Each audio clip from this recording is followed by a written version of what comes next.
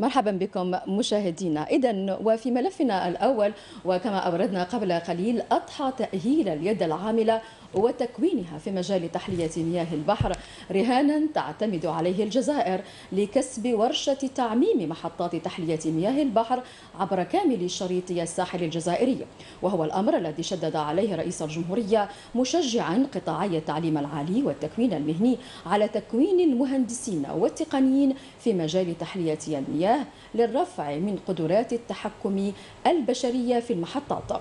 ولإبراز أهمية هذا المسار نسعد باستضافة السيدة خديجة عليق، أستاذة متخصصة في معالجة المياه والسوائل الصناعية. مرحبا بك أستاذة. شكرا، مرحبا بكم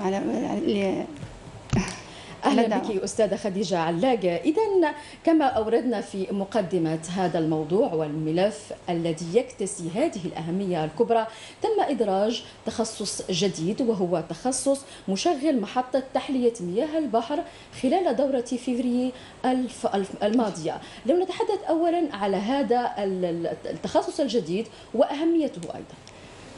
تخصص مشغل في محطات تحلية مياه البحر هو تخصص جديد تم إدراجه في دورة فيفري السابقة 2023. وذلك لحاجة الأزمة التي تمر بها الجزائر في الوقت الراهن مع نقص كمية الأمطار، والذي أثر بالسلب على كمية التساقط، وبالتالي أثر على كمية المياه في السدود.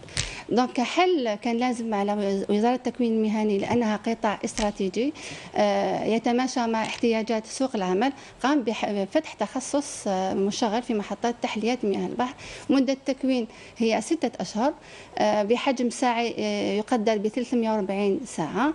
مدة في الأسبوع عندنا 20 ساعة. دونك لحاجة محطات تحلية مياه البحر بعد إنشائها، هذه المحطات راح تكون بحاجة إلى يد عاملة مؤهلة متخصصة لتسيير مختلف مراحل عملية تحلية مياه البحر، كذلك ضمان صيانة الأجهزة وملء دفاتر التشغيل. نعم أستاذة، أيضا هنا بالحديث عن ما هي المراحل التقنية التي تعتمدون عليها أولا في تدريس المتربصين من أجل تحلية مياه البحر. أكيد بأن هناك مراحل علمية وتقنية. أكيد. دونك عندنا البرنامج المعتمد، قلت كما قلت سابقا مدة التكوين هي 6 أشهر. دونك المراحل عندنا دروس نظرية، دروس تطبيقية، وكذلك زيارات ميدانية بيداغوجية إلى محطات تحلية مياه البحر، لأن باش تكون مكملة للدروس النظرية والتطبيقية راح تعطيهم نظرة أكثر وتصور أكثر، ويشوفوا في الميدان مختلف جانب تطبيقي باش بعد فترة انتهاء فترة التكوين حيندمجون مباشرة في سوق الشغل، وهو الهدف من فتح هذا التخصص. كيف يتم استقطاب المتربصين الطلبة يعني قبل ذلك على المستوى الدراسي ممكن حتى يمكن للطالب أن يلتحق بهذا التخصص؟ تكون دورات إعلامية. في عندنا دورة في التكوين المهني، عندنا دورتين، دورة فيفري ودورة سبتمبر. المكلفون كاين هناك مكلف تجنيد الأساتذة، تجنيد المكلفين بالإعلام، باش نوصلوا لأكبر عدد من الشباب ونبين لهم أهمية التخصصات التي يدرجها التكوين المهني. صحيح، يعني وهذا المجهود واضح جدا. لكن الآن السؤال على المستوى الدراسي لهؤلاء الشباب، يعني على أي مستوى حتى يمكن لهم أن يلتحقوا بهذا النوع من التخصص؟ المستوى الدراسي تخصص لأنه تكوين تأهيلي. نعم. ثانية ثانوي. نعم. موجه لطلبة الثانويات الذين لم تسمح لهم ظروف لإكمال مسيرتهم الدراسية. دونك حلينا تخصص يرافقهم وبعد تكون عندهم شهادة ويندمجوا مباشرة في سوق العمل. صحيح، هذا فيما يخص بالنسبة للمتربصين الذين يودون الالتحاق لأول مرة بقطاع التكوين المهني. والأكيد أيضا بأن قطاع التكوين المهني يسهر أيضا على إعداد بعض البرامج وبعض التكوين المتواصل، مثلا بالنسبة للمهندسين مثلا الذين يشتغلون على مستوى هذه المحطات أو على مستويات مختلفة. هل يعني كيف يتم هذا التكوين المتواصل بالنسبة احنا في هذا التخصص اللي تم إدراجه في دورة فيفري جونا طلبة جامعيين، كذلك جونا عمال يشتغلون في ميدان المؤسسات الصناعية والصيدلانية. نعم. دونك لاكتساب مهارات تؤهلهم بتسيير والتحكم في التكنولوجيا. دونك حنا نساعدهم في ومرافقتهم باش يكون عندهم يمكنهم التحكم في التكنولوجيا، وبالتالي تسيير هذا محطات. نعم، وبعد ذلك كيف يعني تم إقبال المتربصين على هذا التخصص؟ لأنه تخصص جديد. نتكلم على وزارة التكوين المهني في هذا المجال. أصبحت تلبي احتياجات سوق العمل. دونك أدرجت هذا التخصص لأنه بالتأكيد بعد إنشاء محطة تحلية مياه البحر على طول الساحل الجزائري، ونعلم أن الساحل الجزائري يقدر ب 1200 كيلومتر. دونك محطات تحلية مياه البحر في هذه المرحلة ستكون محتاجة إلى يد عاملة، ومراكز أيضا. فوالا، دونك يد عاملة مؤهلة. دونك باش كذلك تم إدراج هذا التخصص في بعض الولايات، من بين على سبيل ذلك الولايات التي تم فيها فتح هذا التخصص. عندنا ولاية الجزائر بمعهد الوطني المتخصص في برج البحري، بولاية بوبرداس، كذلك ولاية عين دفلة، بولاية تيبازا، وولاية البليدة.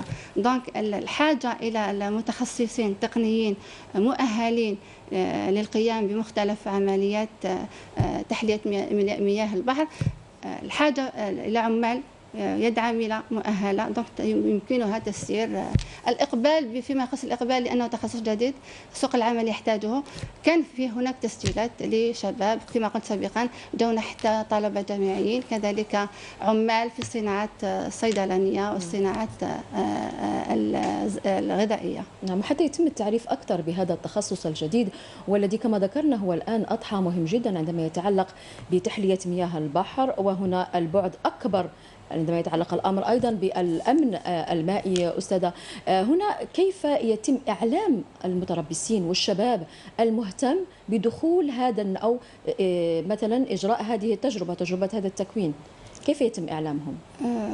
كما قلت سابقا هناك دورات تكوينية، دورة فيفري بالتنسيق مع وزارة. هناك دورات إعلامية تحسيسية تتجهون نحو الشباب. أكيد باستعمال كل الوسائل الإعلامية، التلفزيون، الإذاعات، كذلك عندنا وسائل التواصل الاجتماعي اللي أصبحت الوسيلة الأقرب للشباب. كذلك تكون زيارات، كما في هذه المرة السابقة كانت زيارات إلى الثانويات والمدارس لتكون قرب لإيصال المعلومة للشباب بغية القيام بتخصصات بهذا النوع من التربص. وبعد ذلك بعد انتهاء عملية التربص التي ذكرت أستاذة بأنها تقريبا في فترة 6 أشهر، كيف يتم توجيه المتربصين المتخرجين من هذه المعاهد نحو المحطات هذه الجديدة؟ المحطات تحلية مياه البحر تم إنشاؤها، كاين محطات كانت موجودة والآن سيتم إنشاء محطات أخرى على طول الساحل الساحل الجزائري. قلت سابقا أنه يقدر ب 1200 كيلومتر. مع نقص المياه وخاصة نحن على أبواب الصيف، الحاجة إلى هذا النوع من التخصصات تكون أكثر من ضرورية، وبالتالي من سوق العمل تحتاج إليها. دونك نحن في حاجة إلى تكوين شباب في هذا المجال. في خصوص هذا التكوين، ما هي المعايير البيداغوجية وأنت أستاذة تدرسين هذا التخصص التي تعتمدون عليها من أجل تلقين الشباب أحسن المهارات حتى يتخرجوا يعني بشهادات وكفاءة أيضا؟ هذا التخصص هو تحل في سبتمبر 2023 في دورة فيفري 2023 للحاجة الملحة إلى تقنيين ومشغلين لمحطات تحلية مياه البحر. مدة التكوين هي 6 أشهر. عندنا دروس دي موديول دو باز، دونك مواد أساسية. دونك على سبيل المثال عندنا تطبيق أساسيات التأهيل. دونك هنا المتربص لازم تكون عنده نظرة على مختلف أنواع المياه، خصائص المياه، لأنه نعرف أن ماء البحر تختلف كثيرا، خصائصها تختلف عن مياه الأمطار. كذلك يعرف ما هي مختلف الطرق المستعملة لتحلية مياه البحر. ما عندناش طريقة واحدة، عندنا طرق مختلفة. أكثر طرق المستعملة هي طريقة التقطير وطريقة الأسموز انفيرس. دونك طريقتين، بالإضافة كاين طرق أخرى إلكترودياليز إلى كونجيلاسيون. دونك عندنا طرق مختلفة، الهدف منها هو الحصول على مياه عذب خال من الأملاح.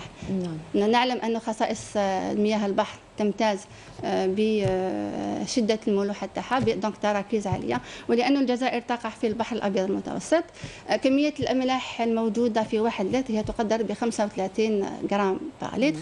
كذلك من خصائص مياه البحر أنه 96.5% عبارة عن ماء نقي، 3.5% هي عبارة عن أملاح، مركبات عضوية، غازات منحلة. دونك باستعمال المتربص والمتكون تكون عنده القدرة في التعرف على مختلف تقنيات معالجة المياه. دونك ما عندناش طريقة واحدة، عندنا طرق مختلفة. كذلك عندنا لازم يكون عنده يعرف يضمن يتعلم كيفية تشغيل سلسلة معالجة المياه. دونك الماء قبل ما يكون عندنا في الحنفية لازم يمر بعدة مراحل من مختلفة نشوفها. نعم، وكل هذه المراحل التقنية، أنت أستاذة والتقنية في هذا المجال، إذا كيف ترين قرار أننا سوف نقوم بتعميم كل محطات تحلية مياه البحر على مستوى الشريط الساحلي، خاصة وأن هناك تحدي كبير، شح المياه، شح الأمطار أيضا فيما يخص خاصة المنطقة الشمالية من البلاد. كيف ترين، هل ترين بأنه هو الحل يعني الأحسن من أجل أننا نضمن أمننا المائي؟ تحلية مياه البحر في الوقت الحالي وفي الظروف التي تعيشها الجزائر، تحلية مياه البحر هو الحل الاستراتيجي الأمثل لتوفير المياه للاستعمال اليومي. دونك الحل الأمثل لماذا؟ لأنه الأزمة تاع المياه في الجزائر راح تزداد نتيجة التغيرات المناخية. كما قلت سابقا كمية السدود راح تنقص. دونك مياه البحر هي الرهان والاستراتيجية التي يعول عليها في هذه المرحلة لتزويد، خاصة ونحن على أبواب الصيف. نعم. وضمان الأمن المائي لتزويد الناس والمواطنين بالمياه الصالحة. وهو كذلك أستاذة، والجزائر أيضا تعتمد على كفاءاتها في هذا المجال. أكيد. سواء الكفاءات في التكوين المهني أو في قطاع التعليم العالي. سوف تكون لنا بقية للحديث والاستفاضة في هذا الموضوع مهم جدا، ابقي معنا أستاذة. أما الآن سوف نحيل الخط للزملاء في غرفة الأخبار لمتابعة موعد 3 مع الزميلة أميرة بوشيب، ولن نعود بعد ذلك. مرحبا بكم مشاهدينا الكرام من جديد في برنامجكم الإخباري الظهيرة. إذن وقبل موجز الأخبار كنا قد تطرقنا إلى موضوع مهم جدا وإشكالية مهمة جدا ومتعلقة بتأهيل اليد العاملة في مجال تحلية مياه البحر، وسوف نستكمل النقاش مع الأستاذة خديجة علاق، أستاذة متخصصة في معالجة المياه والسوائل الصناعية. أستاذة، كنا تطرقنا يعني قبل قليل أهمية هذا التخصص وكيفية إقبال المتربصين عليه. الآن لو نعود إلى مراحل تحلية مياه البحر، ما هي المراحل التي نعتمد عليها في هذه التقنية؟ لتحلية مياه البحر هناك عدة طرق مستعملة. أكثر الطرق استعمالا هي طريقة التقطير وطريقة الأسموز أنفيرس. نعم. الاختلاف بين طريقتين في كيفية الاستعمال. نتحدث أولا على طريقة التقطير. بعد تسخين، هي طريقة تعتمد على الحرارة. نقوم بتسخين مياه البحر، يتشكل بخار، ثم تكاثف البخار، وفي الأخير نتحصل على ماء خال من الأملاح، ماء مقطر. نعم. أما بالنسبة لطريقة الأسموز أنفيرس نقدر نفصل فيها كثيرا. دونك عندنا أول مرحلة مصدر مياه هي مياه البحر. نعم. نقوم بضخ مياه البحر، ثم تكون هناك مراحل معالجة أولية للجزيئات والملوثات الموجودة اللي يمكن نزعها. عندنا كذلك الترشيح.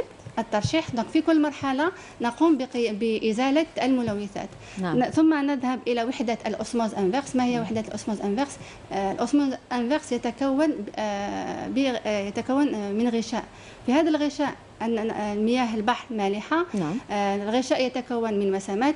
المسامات تسمح بمرور جزيئات الماء وتمنع الأملاح من المرور. نعم. في الآخر نتحصل على ماء خال من الأملاح أو مياه عذبة.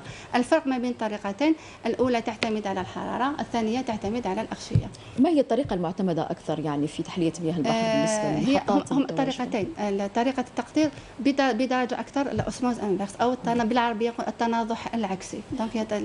لأنها غير طريقة التقطير مكلفة مقارنة بطريقة الأسموز أنفيرس. والأكيد بأن هناك أيضا الاعتماد على تكنولوجيات حديثة. أكيد. من أجل يعني أولا نتحدث في من ناحية التكوين من بجهة الأولى، أنت كأستاذة أكيد بأنكم تدرسوا الطلبة والمتربصين هذه التكنولوجيات الحديثة المعتمدة في عملية تحلية مياه البحر. هذه من الدروس الأساسية. المتكون كي يجي المراكز ولا معاهد التكوين عرف خصائص مياه البحر، عرف الفرق ما بين المياه كل مختلف المياه كتكوين ضروري وأساسي. طرق الاستعمال تحلية مياه البحر حيشوفها بالتفصيل، كذلك حتكون زيارات بيداغوجية في محطات، زيارات بيداغوجية ميدانية لمحطات تحلية مياه البحر، وين حيكتشف سلسلة المعالجة، كيفية تكون الصيانة، كيفية تنظيف وغسل الأغشية أو الفلتر. دونك حيكون تخصص تكويني بحت تطبيقي بحت. وايضا من بين التخصصات ايضا التكوينيه البحته التي تحدثنا عنها الان استاذه، هناك العديد ايضا من التخصصات في المعهد المتخصص ببرج البحر الذي تنتمين اليه. نتحدث عن هذه التخصصات الموجوده المتعلقه بتحليه مياه البحر.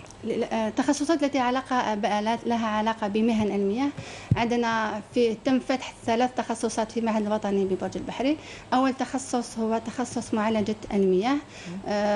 نمط التكوين هو إقامي لتحضير شهادة تقني سامي. هنا في هذا التخصص كانت حدثت اتفاقية ما بين وزارة التكوين المهني ووزارة التكوين المهني لموريتانيا، وين تم عندنا متربصين من جمهورية موريتانيا من أجل الحصول في تخصص تقني سامي في معالجة المياه.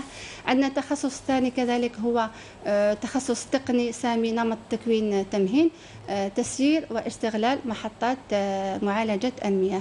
دونك هنايا المتربص تاعنا بعد التخرج راح يتجه إلى محطات معالجة المياه، سواء كانت معالجة المياه الصالحة للشرب، معالجة المياه المستعملة، وكذلك محطات تحلية مياه البحر، بالإضافة إلى التكوين التأهيلي اللي هو تخصص مشغل في محطة تحلية مياه البحر.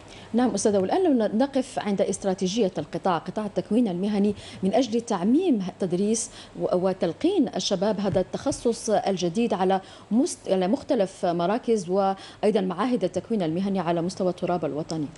قطاع التكوين المهني وعلى أسهم وزارة التكوين المهني قطاع مهم في هذه المرحلة، لأنه يدرج تخصصات تتماشى مع احتياجات سوق العمل. نعم. ولأنه كما قلنا سابقا تم إنشاء محطة تحلية مياه البحر على طول الساحل الجزائري. دونك المدن الساحلية أو المدن الساحلية تكون ملزمة سيتم إنشاء محطات تحلية مياه البحر. هذا التخصص التكوين المهني كقطاع استراتيجي كذلك ملزم بتكوين يد عاملة ذات كفاءة مؤهلة تمتلك مهارات لتسيير هذه التخصصات.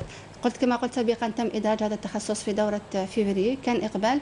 حلينا هذا التخصص في ولايات، أذكر بعض الولايات منها الجزائر، عين دفلة، بومرداس، ولاية بجاية وولاية البليدة، على أن يعمم في كل المناطق الساحلية في دورة في سبتمبر 2023. وكذلك فتح تخصصات في تحلية مياه البحر في تقني وتقني سامي. نعم، هو كذلك يعني تعميم هذا التخصص في مختلف مراكز التكوين المهني خاصة بالمناطق الساحلية أضحى أكثر من ضرورة ذلك يعني مواكبة لاستحداث هذه المحطات الجديدة. وبالحديث عن المحطات تحلية مياه البحر أستاذة، نحن نحصي تقريبا 19 محطة يعني أثناء التشغيل، ويمكن 6 محطات جديدة ممكن منها كبرى على مستوى الجزائر التي سوف تشغل تقريبا خلال سنة 2024 السنة المقبلة. لكن هل يتم استشارة أو هل يتم التنسيق مع وزارة التكوين المهني وأنتم كأساتذة مختصين في إنشاء هذه المحطات، أو من أجل وضع ممكن بعض الأمور المتعلقة تقنيا حتى يكون فيه إنتاج وفير وإنتاج أيضا بنوعية جيدة؟ دور تكوين قطاع التكوين المهني هو تكون عندنا تكوين يد عاملة مؤهلة قادرة الاندماج مباشرة في محطات تحلية مياه البحر من أجل ضمان جودة في الماء تاعنا يكون خالي، يكون ذا جودة. دونك الدروس التي تلقى وتضمن وتساعد في تعطي المؤهل الأكاديمي للمتكون تاعنا. نعم. يكون يملك كفاءات قادر لتسيير مختلف مراحل عملية تحلية مياه البحر. عندنا الأجهزة التي تحتوي على أغشية يضمن غسلها، يكون عنده طرق لغسل هذه الأجهزة، كذلك القيام بالصيانة، كذلك عندنا دفتر تشغيل يقوم بملئه. دونك المكون تاعنا بعد خروجه من التكوين المهني يكون قادر على استغلال، على مسايرة، قادر ومؤهل من أجل تسيير محطات تحلية مياه البحر. نعم. وهل يعني ركزتم أيضا على التسيير على صيانة هذه المحطات؟ لأن المحطات تحلية مياه البحر تحتوي على أجهزة ومعدات. نعم. هذه المعدات لتجنب أن يحدث لها أعطال. دونك المتكون تاعنا بعد التخرج، بعد ما شاف سلسلة المعالجة، مرحلة الصيانة هي أمر ضروري، لذلك لتحسين عملية الإنتاج، تخفيف من الأعطاب والأعطال. دونك الدور تاعو يكون مهم في هذه المرحلة. نعم. والأكيد بأنه هذا التحدي، رفع التحدي الأمن المائي، هي مسؤولية لا تقع فقط على قطاع الطاقة مثلا في إنجاز هذه المحطات، أو قطاع التعليم أو قطاع التكوين المهني من أجل تكوين هذه الكفاءات.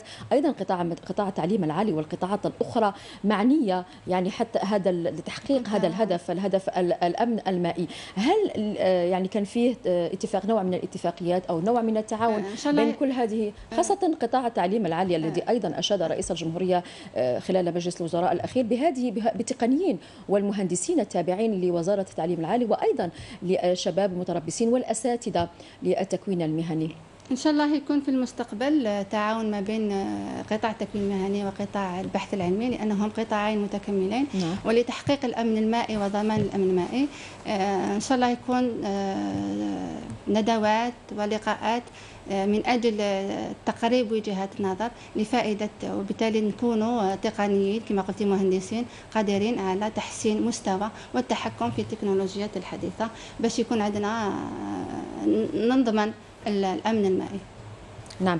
وبالحديث أيضا أستاذة على كل هذه التعاون والتحدي المرفوعة أمام قطاع التكوين المهني أيضا، هنا أود أن أسألكم سؤال متعلق بالطلب. هل هناك يعني طلب من طرف وزارة التكوين المهني حتى تكون هذه اليد العاملة التي يمكن لها أن ترفع هذا التحدي؟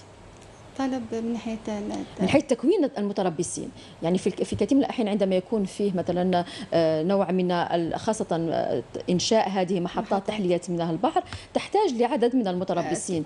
هنا نوع الشق الثاني هو اتفاقيات. نعم. نعلم أنه في التكوين المهني عندنا نمطين من التكوين، نمط إقامي ونمط تمهين. في التمهين هنا حيكون تعامل مع المؤسسات الاقتصادية إن شاء الله، لأنه يكون تعامل مع الشريك مع المحطات تحلية مياه البحر، تكون موافقة باش نكونوا ولا شباب ذا كفاءات في هذا التخصص بالشراكة مع محطات تحلية مياه البحر. نعم. والأكيد بأن هذا التحدي هو تحدي كبير ترفعه الجزائر. في قطاعات أخرى كاين نوع من الاتفاقيات. نعم. مبرمة. نذكر على سبيل المثل تخصص صناعة صيدلانية، أبرمت اتفاقيات. نعم. مع مؤسسات اقتصادية كصيدال وبيوفا. نعم. إن شاء الله تكون اتفاقيات مع محطات تحلية مياه البحر، خاصة وأنه محطات تحلية مياه البحر تابعة إلى قطاع سوناتراك فيليال الجيريان إنرجي كومباني. نعم. إن شاء الله تكون اتفاقيات ونكونوا طلبة المتربصين تاعنا في هذا التخصص تحلية مياه البحر. الأكيد، وخاصة عند الاستجابة لتحدي كل إنشاء كل هذه المحطات على مستوى الساحل، على كل ولايات الساحل الوطني، والساحل الجزائري هو واسع تقريبا 1200 كيلومتر. هذا يستدعي يعني يد عاملة مؤهلة ومتخصصة، خاصة عندما يتعلق الأمر بالمياه، مياه الشرب التي نوعيتها لازم تكون نوعية صالحة وجيدة للاستهلاك العام بالنسبة للجزائريين. الآن نتحدث الآن أستاذة عن أهمية الأمن المائي. هل ترون بأن استحداث كل هذه المحطات سوف يمكن لها من تحقيق هذا الأمن المائي الذي تسعى إليه الجزائر؟ الهدف الرئيسي من تحلية مياه البحر هو ضمان الأمن المائي. نعم. توفير مياه صالحة للشرب. ولكن هنا نفتح قوس، هو دور المواطنين لأنه باش الماء أصبح عنصر يكلف لتحضيره. نعم. ما هوش موجود، دونك التجأنا كحل لتحلية مياه البحر. دونك على المواطنين ترشيد الاستهلاك بعدم تبذير، وخاصة ونحن مقبلين على فترة الصيف من الاستهلاك يكون كذلك حماية مياه البحر من التلوث، أيضا معالجة المياه المستعملة كحل، وذلك من أجل استعمالها في الزراعة والصناعات التي تحتاج إلى مياه. نعم، وبالحديث عن هذا النقطة المهمة جدا أستاذة، أن تحلية مياه البحر التي سوف تكون موجهة للمياه الصالحة للشرب سوف تمكن أيضا من اقتصاد المياه الجوفية ومياه السدود التي سوف توجه مثلا للفلاحة وأيضا الصناعات التحويلية. نتحدث عن أهمية كيف يمكن لمياه المحلات، يعني مياه البحر، الحفاظ على المياه الجوفية أيضا والمياه السدود. المياه الجوفية والمياه دونك هي مياه ذات نوعية جيدة. استعمال المياه تحلية مياه البحر خفف الضغط على المصادر الرئيسية للمياه. دونك كانت مصادر أخرى سمحت بالاكتفاء، ستسمح بتوفير مياه صالحة للشرب والحفاظ على المياه كقطاع استراتيجي في خاصة المياه الجوفية. نعم، وتعد بذلك أيضا مياه البحر هي يعني ثروة لا تنضب، لذلك يمكن لنا أن نستغلها والحفاظ عليها كما قلت سابقا، خاصة من التلوث، لأنها في المرحلة الحالية المصدر الرئيسي لتزود بالمياه الصالحة للشرب، ومع السنوات القادمة مشكل المياه راح يزداد، لذلك يجب الحفاظ على مياه البحر. وهل ثمة الاستفادة مثلا أو التقرب من تجارب لدول أجنبية قد خاضت تجربة تحلية مياه البحر أستاذ؟ في المرحلة الحالية كان الخبرة كاين امكانيات جزائريه عندنا على مستوى تحليه مياه البحر بالحمى، دونك كاين تعاون دولي من اجل تحليه مياه البحر، ومع الوقت اكتسبت اليد العامله والخبرات الجزائريه خبره لتسيير ومعالجه تحليه مياه البحر. نعم استاذ، وفي سؤال اخير، كنا تحدثنا قبل الحصه حول هناك فرق تقني مهم جدا عندما نتحدث على معالجه المياه وتحليه المياه، ما الفرق بين التقنيتين؟ معالجه المياه عندنا نوعين من المياه. نعم. معالجة المياه الصالحة للشرب ومعالجة المياه المستعملة. معالجة المياه المستعملة معالجة تاعها تكون سهلة لأنها خاصة مياه الأمطار. نعم. بعد تجميع هذه المياه في السدود نكون تحليل معالجة ميكانيكية لإزالة الشوائب، لإزالة المخلفات من أشجار أوراق، ثم تكون المرحلة الثانية هي الترسيب والترشيح. نعم. عندنا لأن المياه ماهيش ملوثة كثيرا. المرحلة الثالثة بالفرنسية يقولوا لا كواغولاسيون إلى فلوكولاسيون، من أجل تجميع المواد وتكون الإزالة تاعها بسهولة، وإضافة الكلور لقتل الميكروبات. دونك المياه الصالحة للشرب تكون مياه يمكن استعمالها، ماهيش مكلفة مثل محطات تحلية مياه البحر.